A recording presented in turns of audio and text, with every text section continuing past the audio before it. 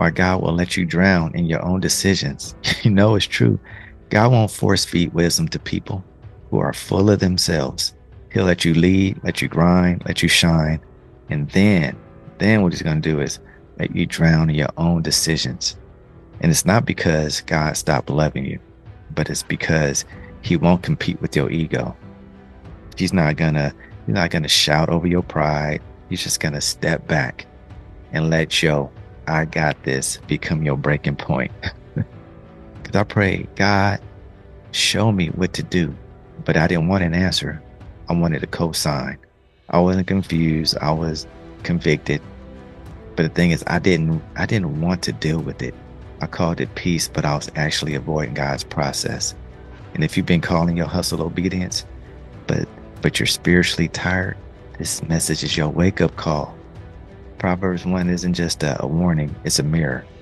So let's talk about what happens when God gives you that freedom to fail without him. Ooh, it's cold.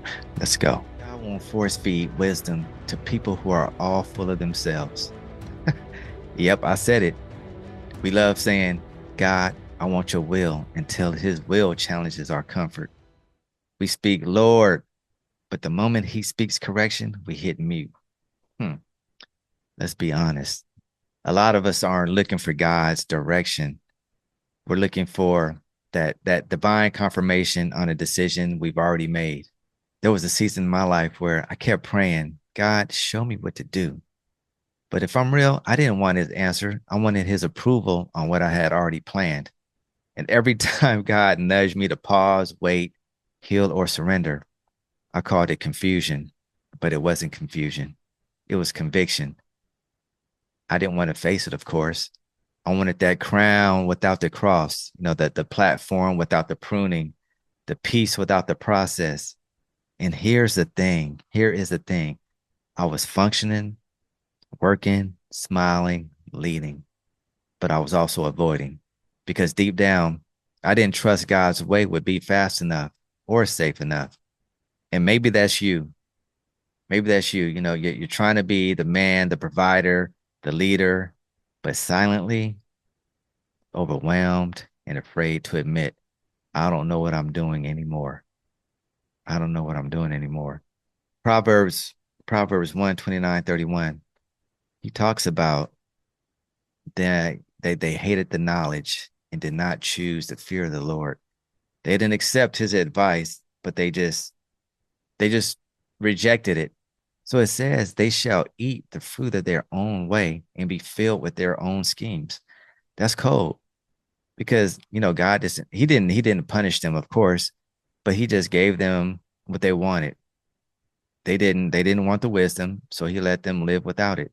This isn't this isn't just about God being harsh, it's about him not competing with your ego. God won't fight for space in your heart already full of self-made plans. How can he do that? Because you're going to do what you want to do anyway, right? Here's what most people won't tell you. If you ignore God long enough, he'll stop interrupting you. Not because he doesn't love you, but because he refuses to babysit your pride.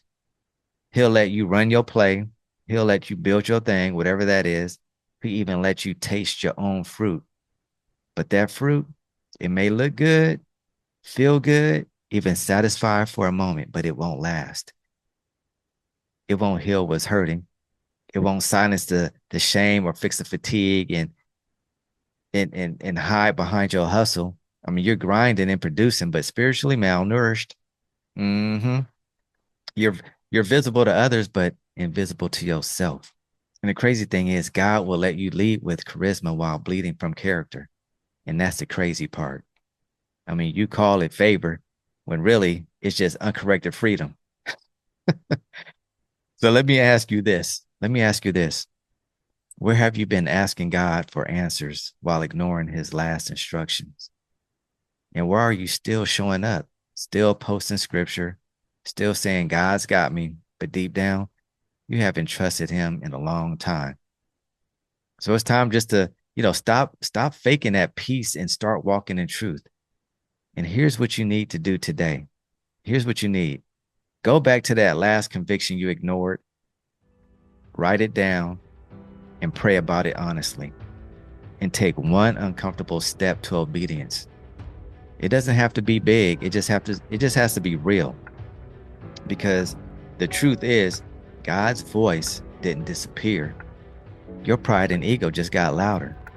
So don't let your plan be the reason you miss God's best. You don't have to be perfect. You just have to stop pretending you know better. Because that wisdom isn't just what you hear, it's what you choose to obey. Come on now, D Wells. Why not you? Why not you? Choose God and obey.